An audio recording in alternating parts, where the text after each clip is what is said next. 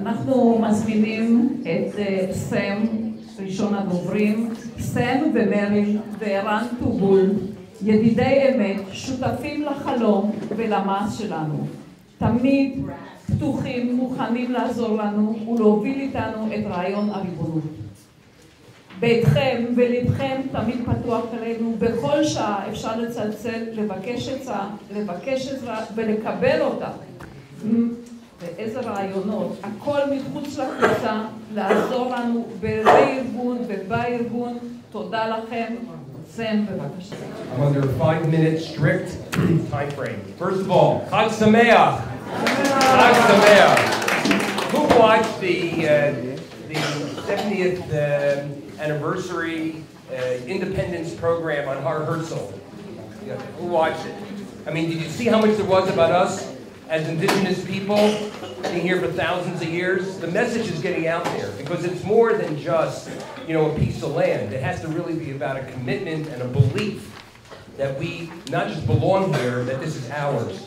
And that's a lot of what's been going on in the last 20 years. There's been a tremendous amount of dilution of spirit about whether or not this is our land or not. So I'm very privileged and very honored to work with Nadia Yehudit and to welcome the Americans of Safe Israel and the work that you're doing, which is absolutely amazing.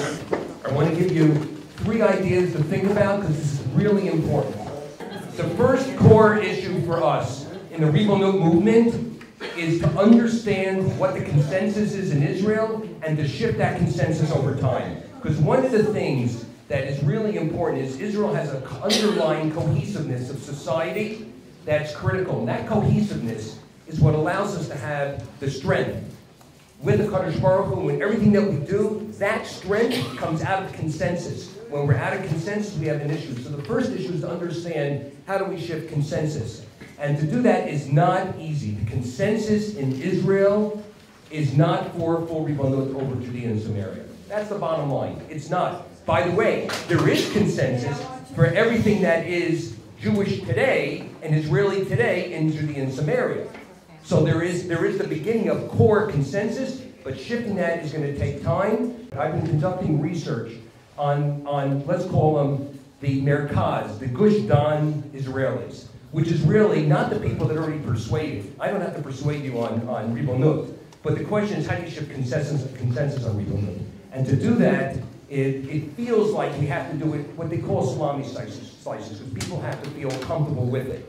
But that's something in your conversations to talk to people about it. Don't just talk to the people that are already persuaded. Talk to your friends, and this is sometimes uncomfortable. Just happened to me yesterday at an independence party. I started talking about Rebunot, and I already got yelled at over the schnitzel. Okay? This is very important, because they're all part of their Achenu, B'nai Israel. Okay, the second thing is that you have to have an ultimate plan in hand. One of the things that they discovered and they've been driving is without a plan of what does Rebunot really look like economically, physically, that there's the plans. Everyone should be taking the journal. If you open up the journal, you'll see there's an article here by the very famous fellow that's I believe you're speaking, right? Yes. So you'll see this, a plan for a national plan. Do you believe it or not, there is no integrated today national plan of Judea and Samaria with the rest of Israel. It's called a Tama. It never was done. So without that, there's always the excuse of, well, we're not really sure, we don't really know, how's it going to go? What's the economic impact of it? What's the population impact on it? These are all the things that, with your support of Women in Green and the sovereignty movement, your support goes, in part, to building a plan where we can really talk about how it's going to work. And that's the second part. And the third is it's critical, and this actually connects to the first one, to have a conversation with people. Not to yell at people about it, that they're idiots, that they're morons, how can you not believe it, but rather engage in conversation.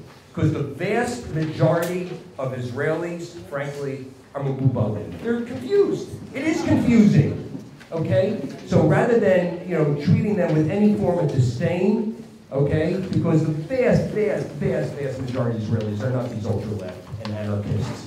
They're just people trying to make it every day in Farsaba, okay?